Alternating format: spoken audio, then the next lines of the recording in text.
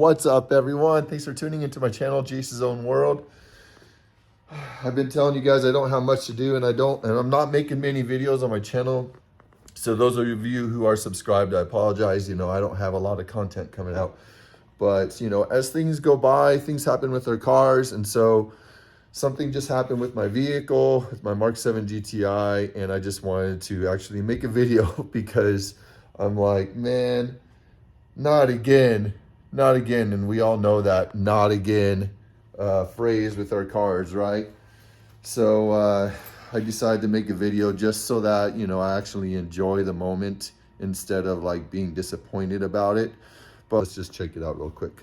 So we got the MK7 GTI, a little dirty right now, and looking great on the outside and everything. And it drives just fine and everything. But I was at family's house this last weekend for Thanksgiving, and I was working while I was down there, and when I went to work, I got the dreaded low coolant level with my car, and I was like, that's weird, because my coolant has been perfectly fine for forever. I haven't had to fill up for the last at least 70,000 miles or anything. I haven't had to fill up a single ounce or anything. Then out of nowhere, I got a low coolant level. Really weird. So filled up the coolant, went to work, and car drives fine, blah, blah, blah, blah. It's a little chilly outside, so I'm using the heater and all that stuff. And then I was like, okay, cool. I get back, check the coolant. The coolant is like a little bit low, but it's like nothing crazy to think. So I went and drove home, and I'm about an hour and a half away from my family's place. And I get home, and then I park it, and then, I open the hood up the next day, and boom, my coolant is low again. And I'm like, crap sake. So I fill it up again, go to work, and then, I'm working, and I come home, and the coolant is low again. And I'm like, crap. So I'm looking down here. I'm looking under the car, and I can't really see it down in there, but underneath the car, there is some coolant down there. And so I'm checking around to see, where the location is. So that's what I'm going to be doing today. So I'm going to make a video of me just checking the car. I need to rotate my tires anyways. So I need to do a few things on my car, and I rotate my tires myself, as we all should. We shouldn't have to go wait at Discount Tire or whatever for a few hours just to rotate our tires. Make an appointment. You're still waiting for an hour nowadays. But here, I'm going to rotate my tires. I'm going to go under there and check it. And I think the area right now, I haven't checked it yet, but I think the area is around the water pump. But I don't know if it's like just a loose hose, a cracked hose, because I have almost 170,000 miles on this car. So, I'm expecting things to be failing at this point, like cracked hoses, loose hoses, stuff like that. So I don't know if it's an actual water pump assembly or thermostat or anything like that. My gauge on my coolant temperature stays perfectly in the middle every single time. So I'm not suspecting it's a thermostat, and more like the water pump, if that is a failure. Maybe like a seal, or maybe the housing cracked, something like that. But one of the things that does suck is I have already replaced the water pump on this car, and I replaced it around 85,000 miles on the car. I actually might have done a video on it already. I don't even know. I don't know. I would have to go through all my videos that I have. But yeah, so, and I currently have almost 170,000 miles on my car right now. So this new one that I replaced, it's not really new, but the newest one that I replaced on it, it's probably around 80,000 miles on it. And so for my car, that seems to be the kicker, if that is it. So let's get underneath, check it out, and go from there.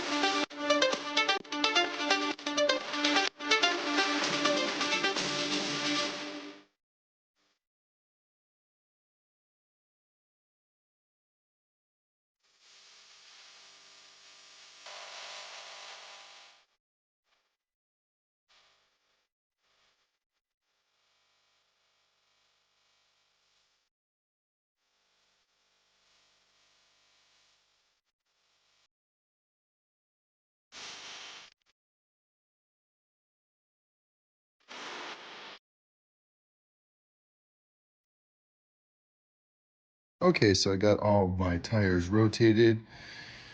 And let's go underneath the car and get the hood up and check out this coolant leak. I'm gonna have to take off the belly pan underneath here, but let's just do a quick check right here. As you can see, lots of fluid right there, and that is all coolant. Just, it's a lot of coolant, man. It's a lot of coolant.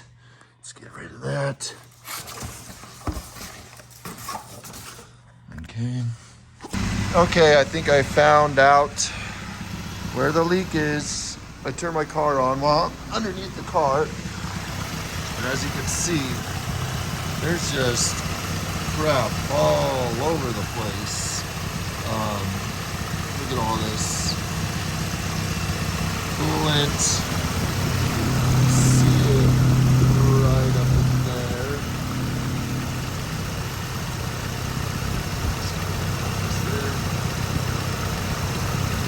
Get a little drip drip. You'll see that right there. This is the water pump right here. See drip drip? Slowly, slowly, slowly, but over time, that is going to be a major leak. As you can see, it's just everywhere under here, and up here, over here, and like, it needs to be cleaned. But, yep. That's the water pump. These hoses go right into the water pump. And yep, looks like it is the water pump failing.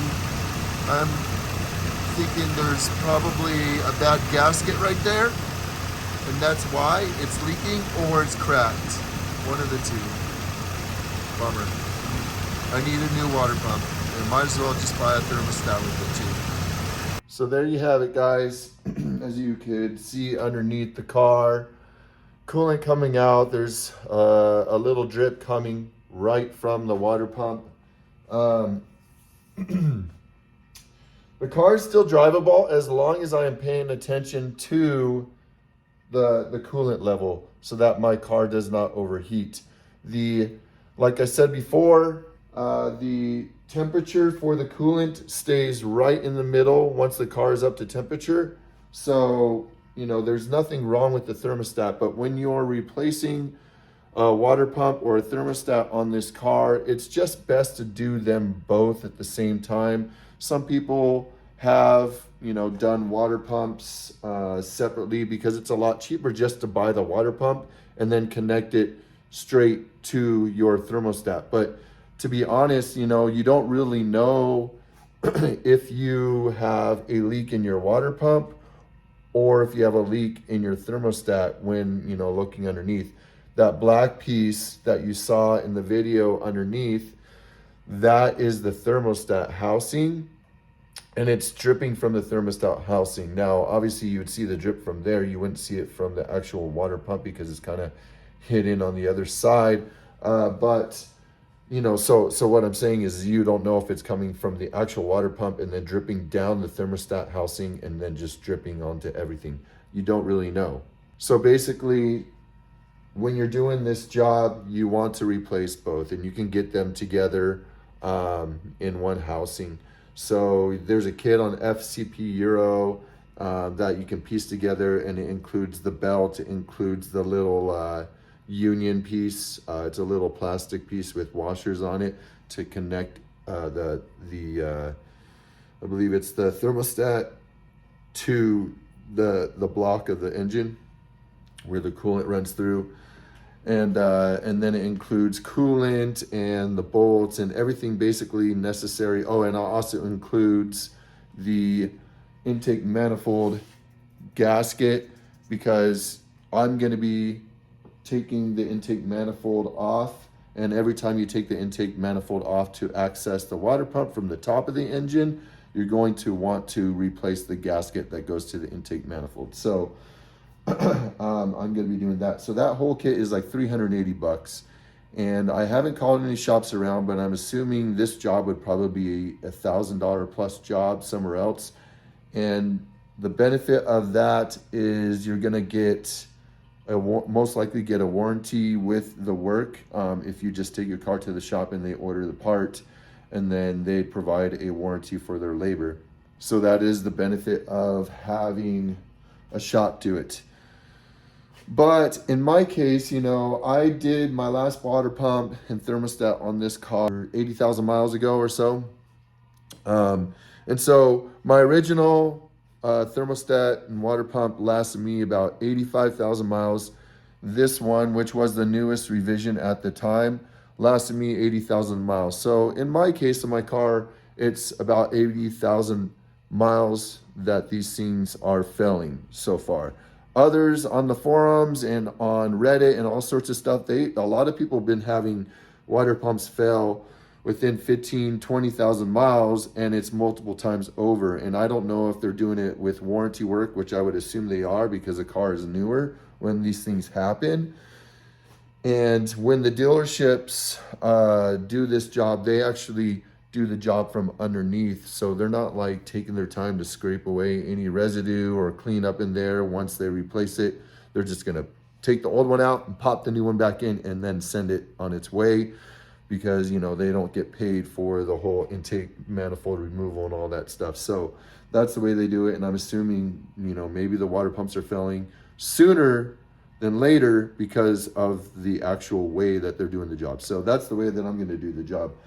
And I don't really want to pay $1,000 for a shop to do it, because mine is lasting, you know, like 80,000 miles. And so I'm not expecting the next one to fail within 15, 20,000 miles. So that's my plan. It really sucks because, you know, it's another thing on my car, but I'm also aware that my car has almost 170,000 miles on it, and things are going to start failing on the car. Like, I'm already expecting my alternator to go out, my starter to go out, my engine mounts to fail, fuel pumps, stuff like that. Like, I'm expecting those to fail, and I think I actually do need to purchase some new fuel pumps for this car because I'm still having that sputtering issue. So anyways, I'm expecting things to fail, and it just sucks because it's more time that I have to spend working on my car instead of enjoying it. But that's, you know, that's cars. That's cars for you, especially high mileage cars. But the great thing about it being the water pump is that it's nothing else like more major on the car. So that's a good thing. And also I've done the job before, so it's going to be, you know, fairly simple for me. I've taken the intake manifold off, I don't know, 6, 7, 8 times now, probably within my ownership of this car. And also it gives me the ability to do a carbon cleaning while I'm at it. So I probably don't need one, but I might as well do it when I'm in there. So those are great things. So I'm just gonna, you know, put it all back together, and then I'm gonna torque down my wheels since my wheels are rotated and everything. And yeah. End it there. I'm gonna leave this video there, and let me know in the comments if you guys want me to make an actual video of me replacing the water pump. And it won't be like a step-by-step like an FCP Euro or like a Shop DAP will make or anything like that, but you can see me working on my car. So I will make that video if you guys want me to, so leave that in the comments. I'm probably going to order the piece this week, and so hopefully I'll have the piece available next week, and you know, at the latest, and then be able to do the job next week. So let me know in the comments if you want me to record that for you, and I'll do that for you for this channel. But until I do that, that's basically going to be the end. I hope you liked it. I hope you gained some knowledge on where you can find the leaks, what kind of, you know, coolant leaks is, where the water pump is around the area, and then go from there. So, but at least I got my tires rotated, so that's a good thing today. All right, guys, until the next video, I appreciate all of your comments, all your likes, all your subscribers. There's been a lot of you that have actually come new since the last month. So I appreciate you all coming to my channel and watching my videos and subscribing and liking and everything and commenting. It's been awesome. So thank you so much. And until the next video, peace.